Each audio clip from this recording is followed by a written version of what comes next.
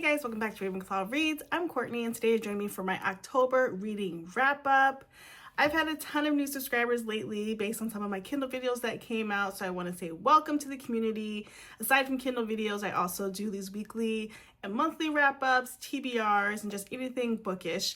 So thanks for joining us in this community. And if you are new, check out this video, check out the other videos on my channel, and see if you would like to subscribe. We'd love to have you.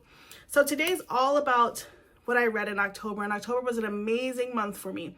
So let me just tell you, currently I'm sitting at about 146 books read for the year. My goal on Goodreads was 100, and I generally try to set a goal that is attainable. Just because the way my mind works, I need to be able to meet the goal.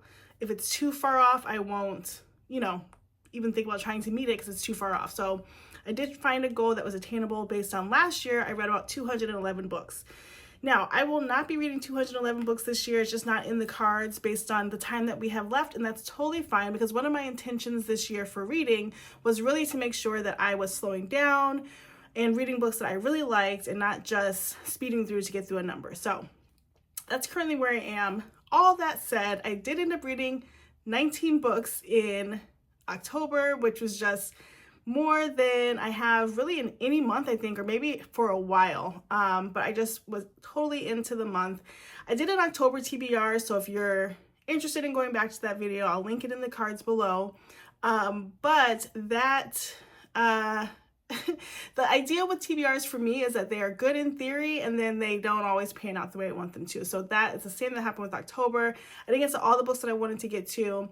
A couple of books jumped the line and things happen. So TBRs are not my favorite thing. I do like a themed TBR, but mostly I am a mood reader, and so sometimes it's hard to stick to that. But October was my spooky season theme, so I did as much as I could in that realm.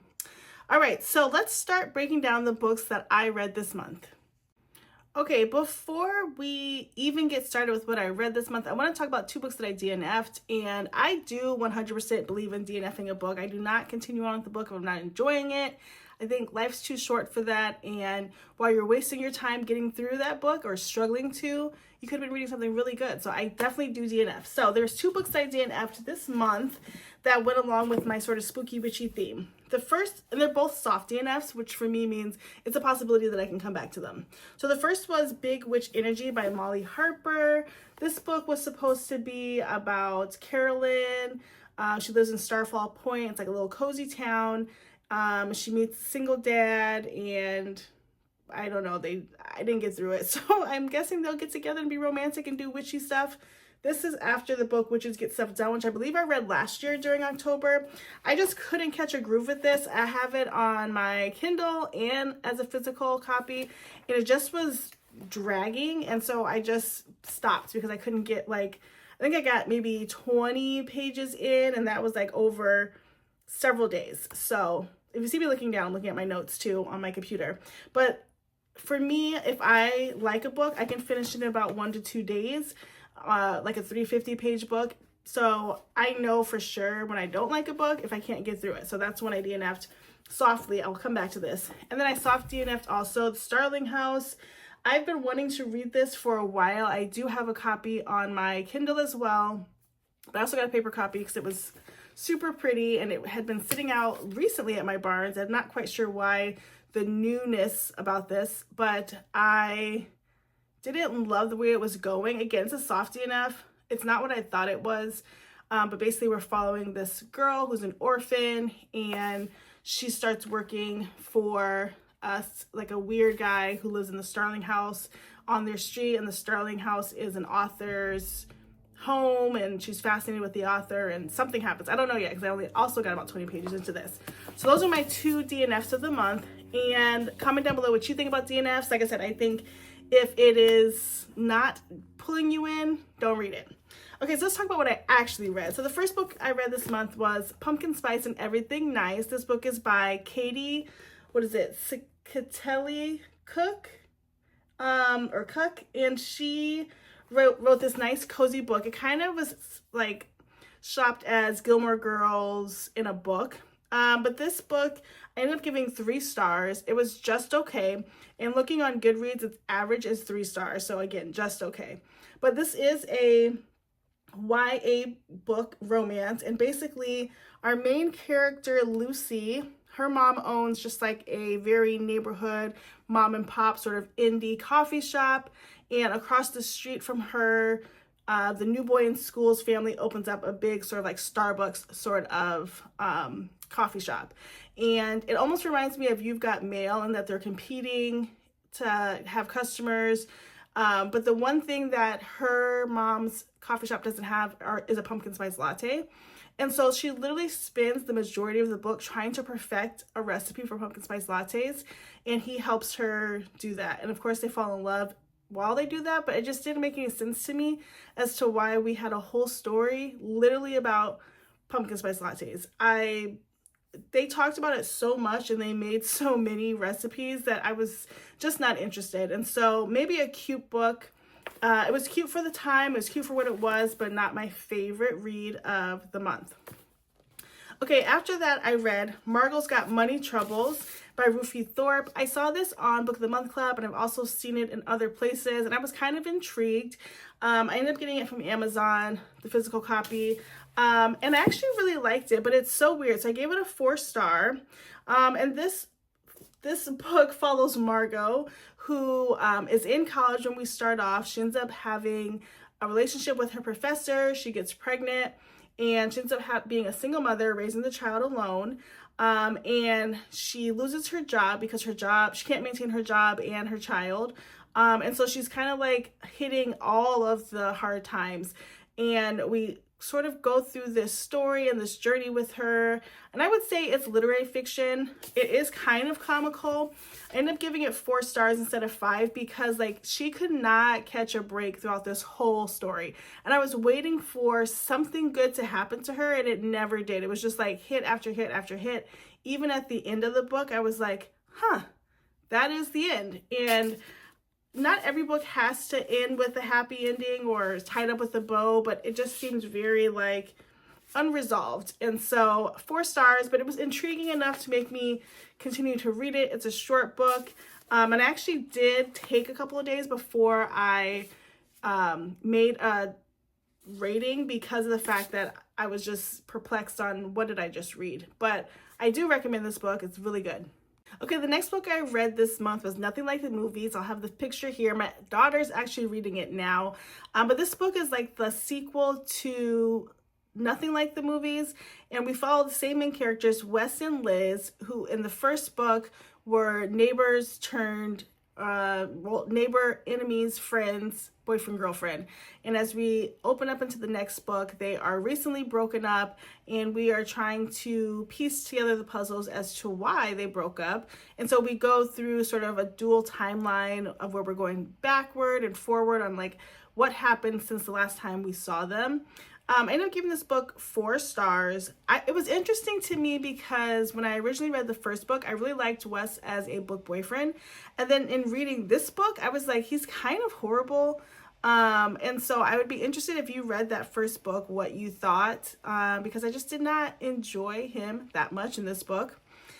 Next up, I read Morbidly Yours by Ivy Fairbanks. I was actually looking for this book on my bookshelf because it was a physical book, but I recently did a unhaul and took books to Half Price Books. I'm sure I took this one because I did not really enjoy it. I guess it says on Goodreads that this is a TikTok sensation. I did not see it on TikTok. I actually just saw it at my bookstore and thought it looked cute.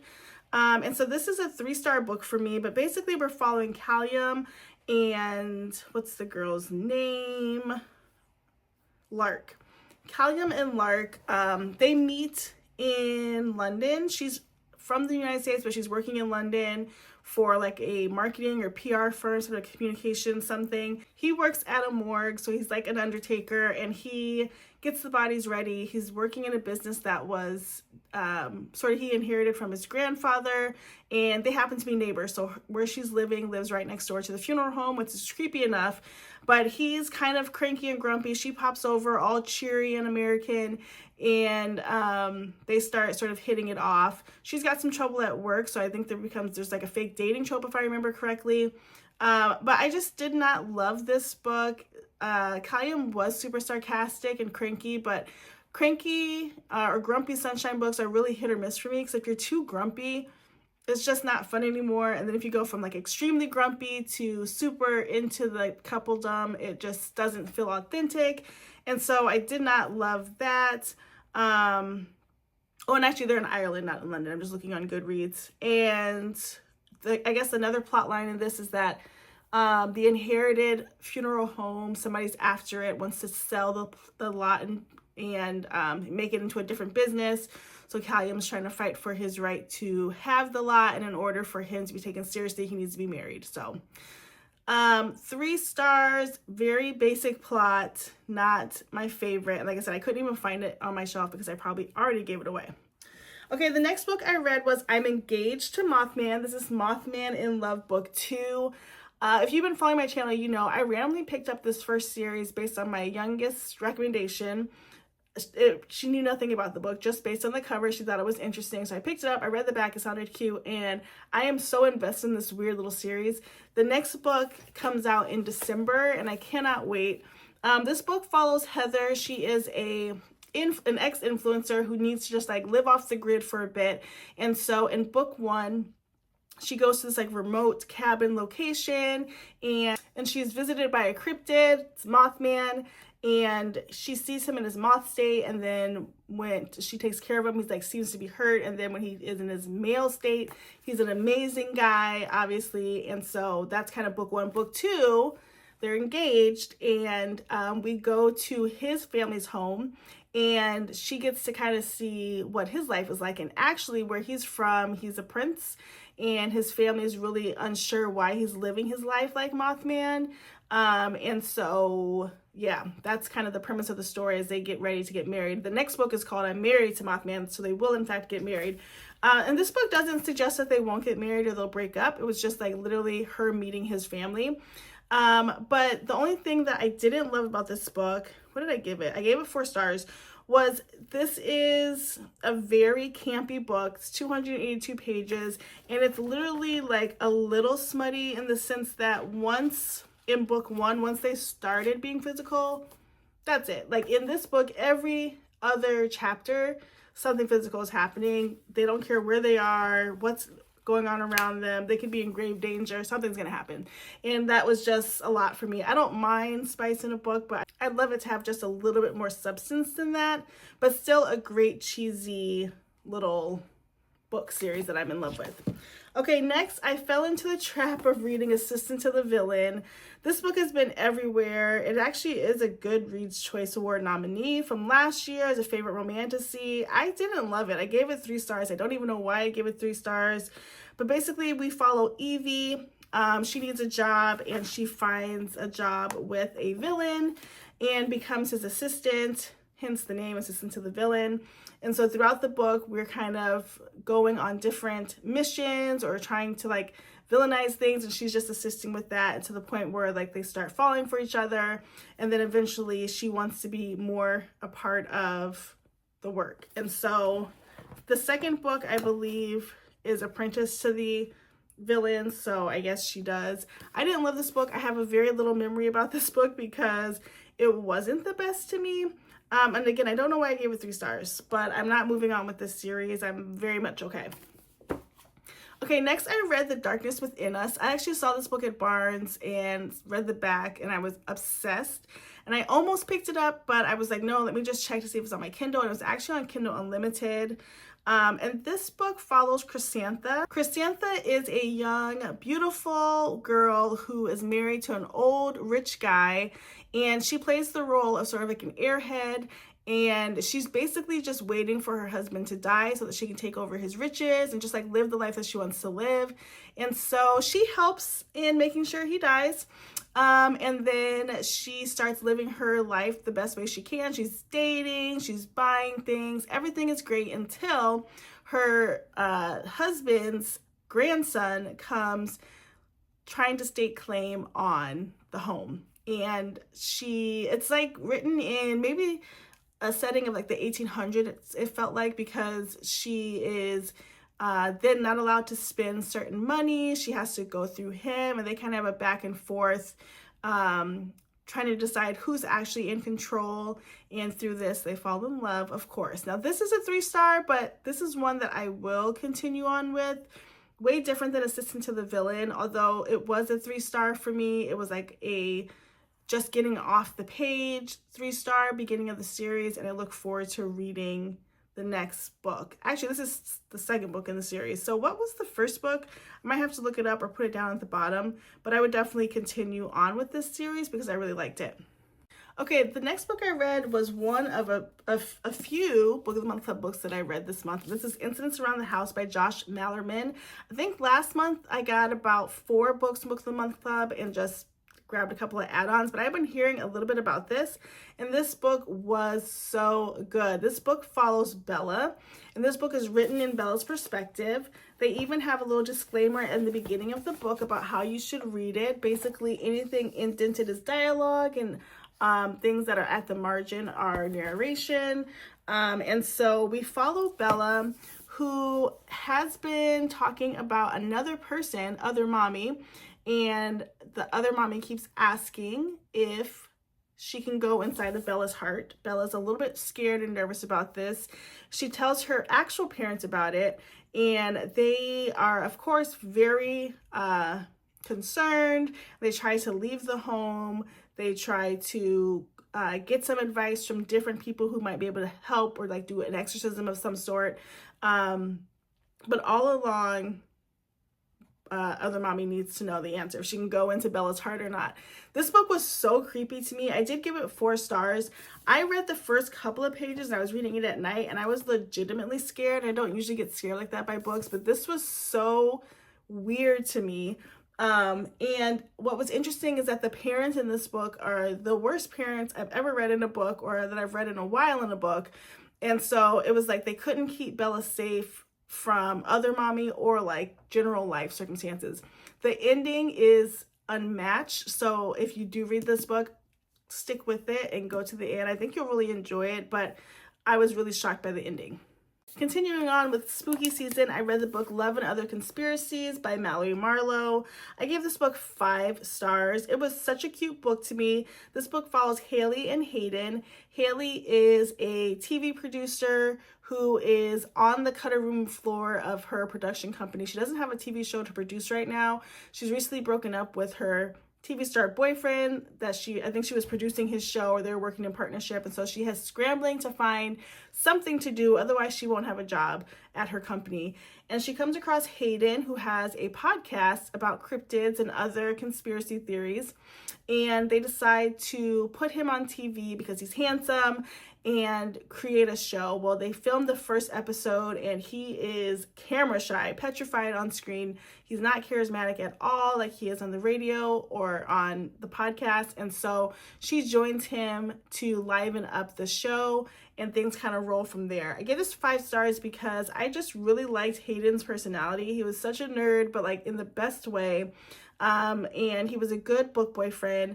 I thought the cryptids and conspiracy theories in the book that they talk about were really interesting, to the point that like, I was stopping to read, to Google and see what more I could learn about these different conspiracy theories. So I highly recommend. I mean, conspiracy theories to me doesn't scream spooky or Halloween. So if you're interested in reading this any time of the year, I'd say go for it. You're not going to be out of season, quote unquote. Just, it's a really good romance book. The next book I read was Babysitters Club 51, Stacy's Ex-Best Friend. If you are new here, I am rereading all of the Babysitters Club books from the beginning. I loved this series as a kid and continue to love it as an adult. However, I haven't read the whole series from number 1 all the way to 130 whatever, and so I wanted to do that. And I started this probably about last June, and I'm on 50. Well, I read 51 and 52 this month. So in this book, we follow Stacy and her best friend Lane from New York. They actually are on fall break in New York, so Lane comes down to Stony Brook, and Stacy tries to basically get her involved with the group, and Lane's not really for it. She's way too cool for school. She doesn't really like the Babysitters Club itself. She doesn't like any of the boys in Stony Brook. They're going to go have a dance. She doesn't like anything about the dance, and she's just being really difficult. And so Stacy and Lane have this big blow up and have to like reconcile how their lives have changed.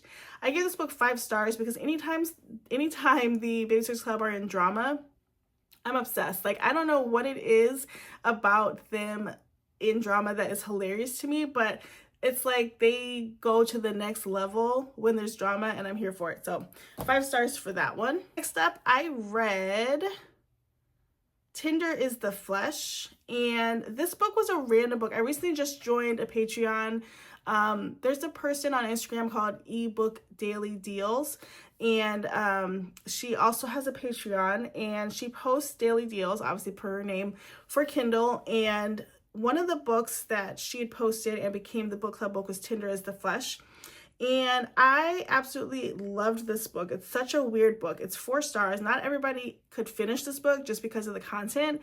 But basically, we are following sort of a post, or maybe like a dystopian world, I describe it, in which we're following a worker who works in a slaughterhouse, and in these times we no longer eat animals and humans because animals have a virus and they're fatal, and so we have started to eat humans. And so we follow the journey of our worker Margos in the business of slaughtering humans. And so we go to the factory, we watch people try to get hired, we watch some of the back end sneaky stuff that's happening. This is another book that the ending is crazy. Like, I just got to the end and was blown away.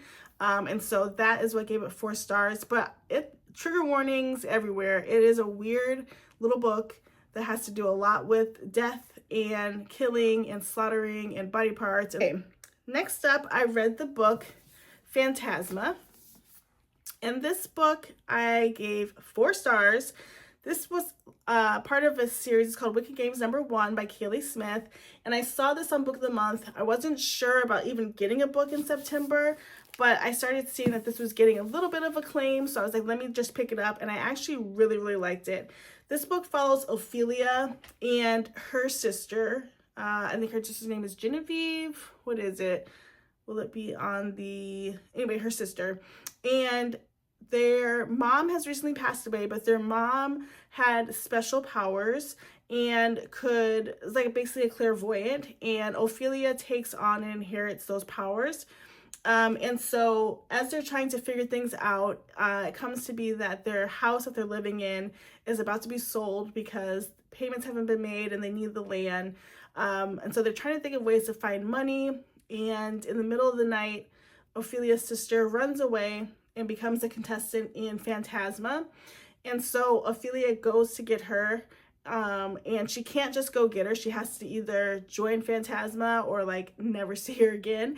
So she decides to join Fantasia, and Fantasia is a game which journeys along the 9 levels of hell. And if you get through the first 7, then you're kind of proven to be good, and it's a possibility if she gets there that she can see her sister again and get her out of the game. On her journey, she meets Blackwell, who is not super dangerous, but he is, he's going to help her, but he's made a deal with her that he could keep her alive through the first 7 levels. If he does that and succeeds in that, she will give him 10 years of her life. And so she's hesitant, but she does it because she wants to find her sister. However, obviously, if you give 10 years of your life, you don't know, is that the end of my life or do I have more? But as Blackwell keeps helping her out of different situations, they start falling for each other. Things do get ghostly physical. And I got a little bit thrown off by some of the things that were happening physically in the book because it didn't seem like, ghosts can do certain things, but I will say they created the world they wanted to create and they made things happen within that world. Still really good. I will read the rest of the series as it comes out, so I highly recommend this book. Next up, I read The Wedding Witch by Erin Sterling. I gave this book 3 stars, which I think is being very generous, but this is part of the series with the X-Hex and Kiss Curse. This is the 3rd book in that series, and this book follows Bowen and Tamsin works for Bowen Penhallow, And her job is basically to collect magical items and bring them back and sell them. And while she's on break from some work she's doing with Bowen, she's hired by somebody else to find a special necklace. And as she goes to find this necklace, they're at a party and Bowen is there as well. They team up to figure out how to get this necklace and end up in the past. It was weird. I don't know why they did this whole past thing, but they are basically living in 1958. It's giving Back to the Future, and they really have to like fix some things because there's a marriage that needs to go away. They need to get this powerful item. It was not the best. They really threw this together. I don't like when we go to the past or timeline things are done and they're not well thought out. And that was one of these stories. So 3 stars. And again, I think I was being really generous with that. All right, next up, I read The Pumpkin Spice Cafe by Lori Gilmore. This book has been everywhere. This is part of the Dream Harbor series. I ended up giving this book 5 stars. I tried to start it and I was having a hard time getting into it. And then I had a commute and popped this in as an audiobook and really, really loved it. 5-star read for me. In this book, we're following Jeannie and Logan. Jeannie is a recent owner of a pumpkin spice cafe that her aunt used to own. The aunt has retired and she's inherited it and she lives above the cafe. And then she meets local farmer Logan, who's dropping off some produce at a weird hour of the day, and she's scared that her house is now haunted, and so he kind of helps her figure that out and get acclimated to the city. And as they do, they as they start getting to know each other, they start falling in love, and there's some hesitation on Logan's side because he's had his heart broken before from an out-of-towner. And everybody's kind of like looking out for Logan as he's like a hometown boy. Very good, cozy romance, totally worth all the hype. I'm actually reading the 2nd book in that series now, but I definitely recommend this one as well. And then I picked up a graphic novel called Wings of Fire, and this is book 2 of The Lost Heir. My youngest loves these books, and I read book number 1 and said I was going to continue to go through it, and I hadn't, so I wanted to fulfill that promise. Not much to discuss here. She kind of has to be in the world, but I did read this book and I gave it 5 stars. Then I read Marianne plus Too Many Babies. And this book follows Marianne and Dawn as they try to convince their parents to have babies, and now that they're married, and she starts babysitting some twins. It was just okay. I think I gave it just a 3-star. I don't even remember that much of it. It's kind of a blur, but it happened, and Marianne's not my favorite character in the book anymore, so we're just getting through at this point. Next up, I read My Vampire Plus One. This is by Jenna Levine. She also wrote My Roommate is a Vampire. And this book follows Amelia and Reggie. So Amelia's family is pressuring her to be in a relationship and get married.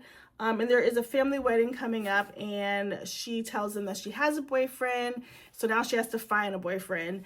And she actually ends up asking Reggie, who she ran into a few days ago on the street, like literally ran into, to be her pretend boyfriend. She does this very boldly, which didn't seem realistic to me. She just kind of walked up to him.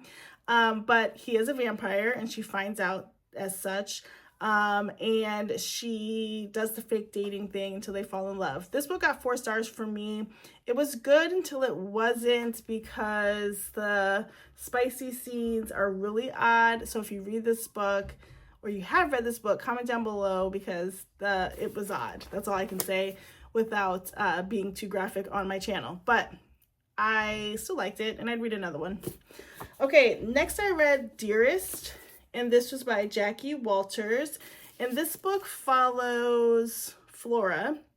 Flora is a new mom who is having a hard time adjusting to mom life. She actually, her husband is deployed, and she's trying to do everything on her own. She decides to reach out to her mom, who she hasn't seen in years, and decides that she needs her mom to come help her. And so her mom does come to help, and it's not super helpful because Flora starts having weird, sort of like intrusive thoughts about what to do with the baby. to the point where maybe it's not even safe for Flora to be around the baby. There's a huge twist in this book. I definitely can't say what it is, but this was a 5-star read for me. It is categorized as a horror thriller. It's not necessarily scary, but it's a little bit eerie. And I really like this. I got this from Book of the Month Club, so if you are a member, you can get this as an add-on, but it was October's, one of the options in October, and it was so good. It's only 304 pages too, so it went by super quickly. And then the last book I read this month was Loathe at First Sight by Suzanne Park. I've had this book from the library for a little bit, and it was on my Kindle, and so I gave this book 4 stars. And this book follows Melody and Nolan. And Melody is a girl in a tech world. She works at a company that produces video games, and she has like literally the worst position at the job because nobody takes her seriously or respects her because she is a woman. And she now is working with Nolan, who is her boss's nephew, and her boss is like this total misogynistic guy who is really mean to her. And so she assumes Nolan will be the same, but he's hired on as an intern and gets assigned to Melody's team to create this new game that is assigned to her only because the boss thinks that it will fail. And she starts getting to know that Nolan is pretty smart, he's cute, and he is super helpful, and they start getting to know each other. Their parents are getting to know each other, and they start falling for each other. But the ending I really liked because it's not a traditional ending, so I definitely think it's worth checking out. So that was a ton. Those are the 19 books that I read this month. Like I said, this is a very out of the ordinary month of reading because I'm usually around the 13, 14 mark, but I just had a ton of things that I wanted to read this month, and they were pretty much all good picks. Even the ones that I DNF, like I said, I'm not going to DNF them forever. They're just soft DNFs. I'll come back to them. So comment down below if you've read any of these books or what you thought about them, or if any of these books look appealing. As always, don't forget to like, comment, and subscribe, and we'll see you in the next video. Bye, guys.